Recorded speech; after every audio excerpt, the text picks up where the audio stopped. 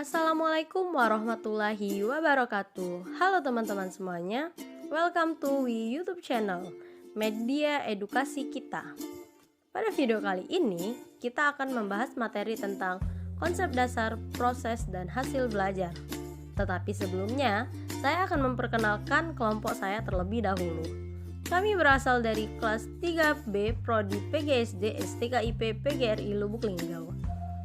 Video ini dibuat bertujuan untuk memenuhi tugas dari mata kuliah Psikologi Pendidikan yang diampu oleh Bapak Chandres Abadi, Magister Pendidikan Konseling. Kami berasal dari kelompok 7 yang beranggotakan saya sendiri, Yulia Anggraini, Rani Anggraini, dan Tata Novela.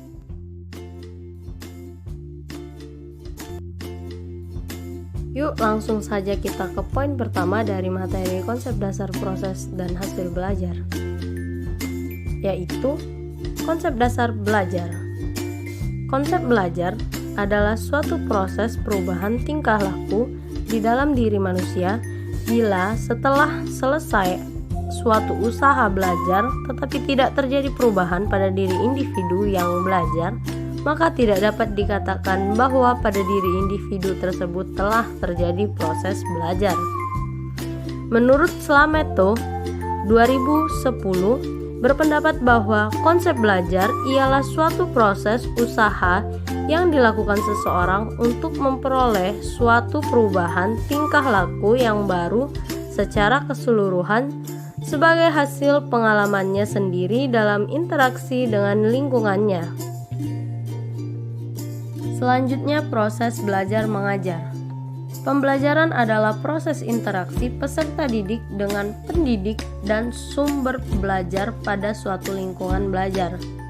Proses belajar mengajar merupakan implementasi dari serangkaian perencanaan yang telah dilakukan oleh guru dalam bentuk proses interaksi dengan siswa di dalam maupun di luar kelas untuk mencapai tujuan pembelajaran. Dalam kondisi ini, terdapat serangkaian perbuatan guru dan siswa atas dasar hubungan timbal balik dan terpadu yang berlangsung dalam situasi edukatif. Selanjutnya adalah peran guru dalam aktivitas pembelajaran. Peran guru dalam aktivitas pembelajaran tidak hanya menyampaikan ilmu pengetahuan tetapi juga memainkan berbagai peran yang bertujuan mengembangkan potensi anak didik secara optimal.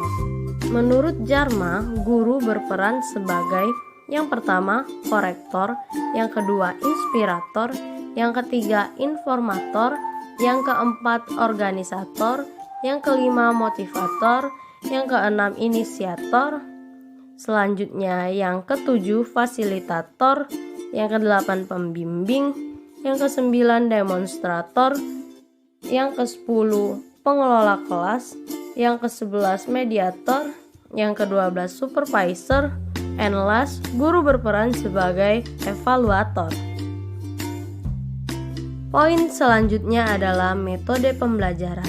Metode pembelajaran adalah cara yang digunakan dalam proses pembelajaran sehingga diperoleh hasil yang optimal. Ada beberapa metode pembelajaran yang dapat digunakan pendidik dalam kegiatan pembelajaran. Di antaranya yaitu metode ceramah, metode tanya jawab, metode latihan, dan lain sebagainya.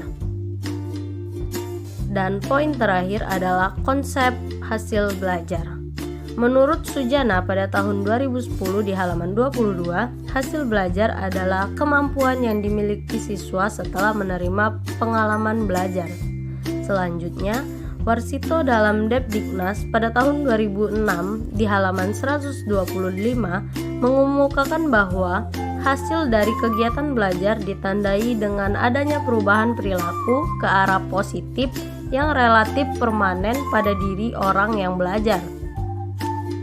Hasil belajar dapat ditingkatkan melalui usaha sadar yang dilakukan secara sistematis mengarah kepada perubahan yang positif. Baiklah, mungkin itu saja yang dapat saya sampaikan. Lebih dan kurang saya mohon maaf. Terima kasih atas perhatiannya. Saya akhiri. Wassalamualaikum warahmatullahi wabarakatuh.